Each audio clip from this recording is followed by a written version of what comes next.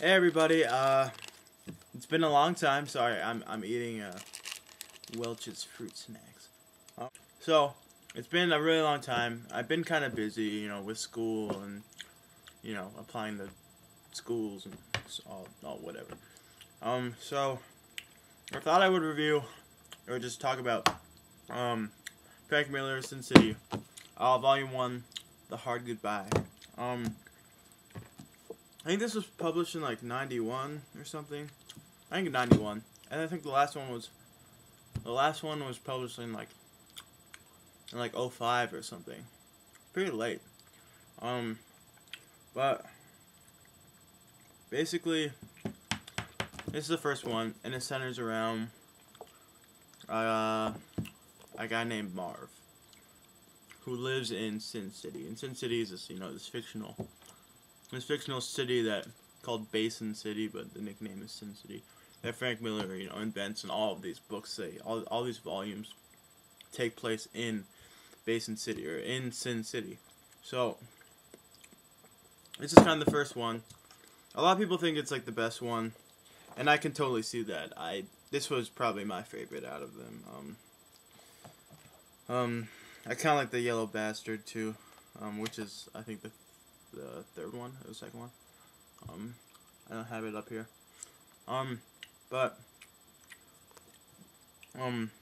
So Frank Miller wrote and he drew this and inked it, obviously.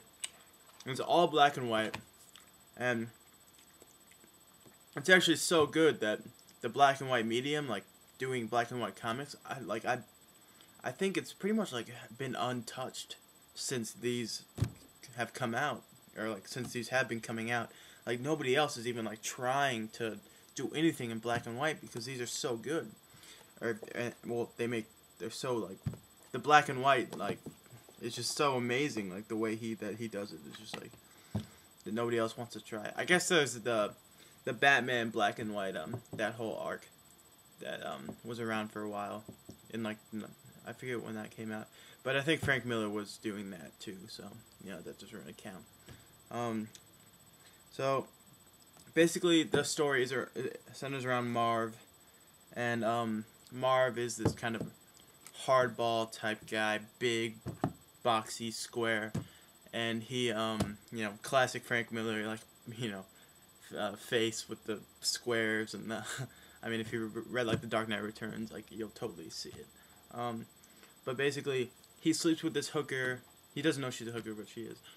He wakes up and she's lying next to him dead, and he goes on this rampage through the city trying to find out who did it, why, and he unravels this whole plot, this big thing, and it keeps getting higher and higher, and it's really cool.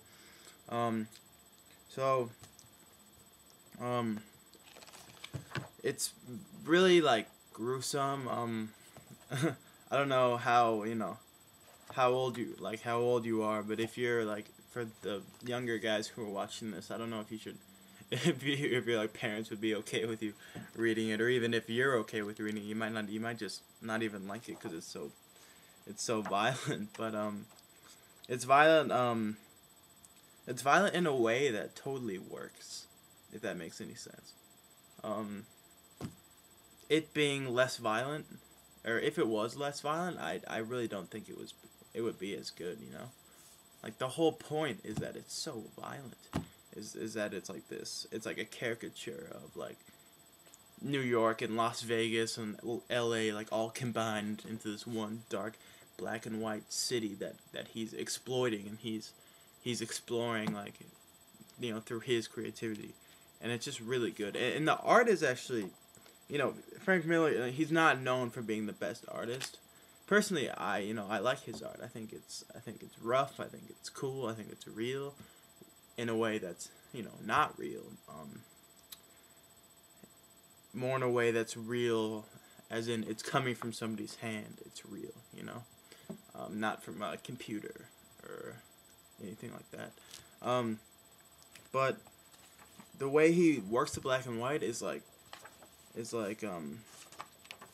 just incredibly amazing. And like there'll be different like either a page will be completely dominated by black or completely dominated by white, or it'll be somewhere in the middle. And like he really uses that in like such cool ways, like to show place. Like there's a part when Marv is, I'm just kind of trying to find, when Marv is stuck in this cage inside this guy's house. Yeah, like here, and the whole page is dominated by these whites. It's just like everything's white. He's he's stuck in this cage, and there's like this white eeriness to it. Here's the second part of it, and then and then there'll be points when he's in like a bar and a strip club type joint, and then it'll be dominated by black. And then he'll be in the city, and it'll be he'll be walking, and it'll just be all black, and just it's just really cool how he treats it, and he's really truly a talented guy. It's incredible, at least I think so.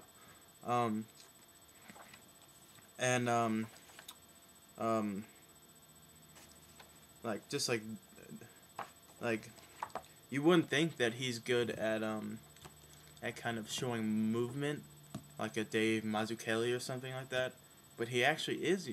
In this, he's very good at like showing movement and flow.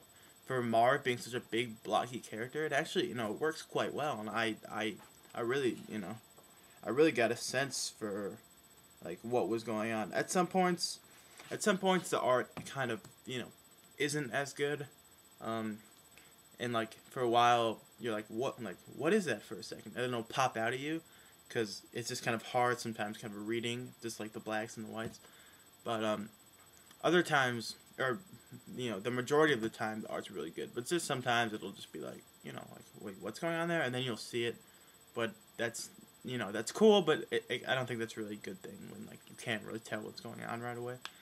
Oh, a cool thing is that this is it's dedicated for Lynn, who's Lynn Varley, who you always see is doing his colors for kind of his older stuff like this when they were married, and they used to be married, and she like colored The Dark Knight Returns and Ronin and stuff, and it's cool that this is her that this is all black and white, so she couldn't color it, but he dedicated it to her, which I think is cool. So overall, it's violent, it's gruesome, it's cool, it's cliched, but like Marv is really cliched, like big, like power, like this like kind of stupid, but like it's weird because Marv like has this heart, which is it's kind of cheesy, but like he has like this big heart, but it's like totally in the wrong place. Like he goes around killing people and doing everything, but it's all because he loved this woman, and it's kind of funny how I want to say how some people's minds work, even though he's just a character. But it's funny that he's, I don't know, it just works, and it's really cool. So overall, it's really gruesome, violent, probably offensive to some people, but I think that's sweet, and it's kind of a thick read. It's almost 200 pages, but it doesn't really go that it doesn't really take that long at all. Like if you know anything about reading comics, they go by so quickly. But I definitely think you should pick it up if you like Frank Miller, or I mean, if you like Frank Miller, you probably read it. So for those of you who have read it, good job. You know what I'm talking about. But for those of you who have not and have read like Dark Knight Returns, and you want to see some of other Frank Miller's kind of darker stuff, then this is definitely the first place you should go. And if you just want to try something new with comics, because this is it's different. It's a lot different. It's even different. It's way different from the Dark Knight Returns too. I mean, it's just kind of it's pretty close, but at the same time, it's pretty different. So I have some more reviews I can do, and thanks for listening. I'm glad to be back. I'll see you guys later.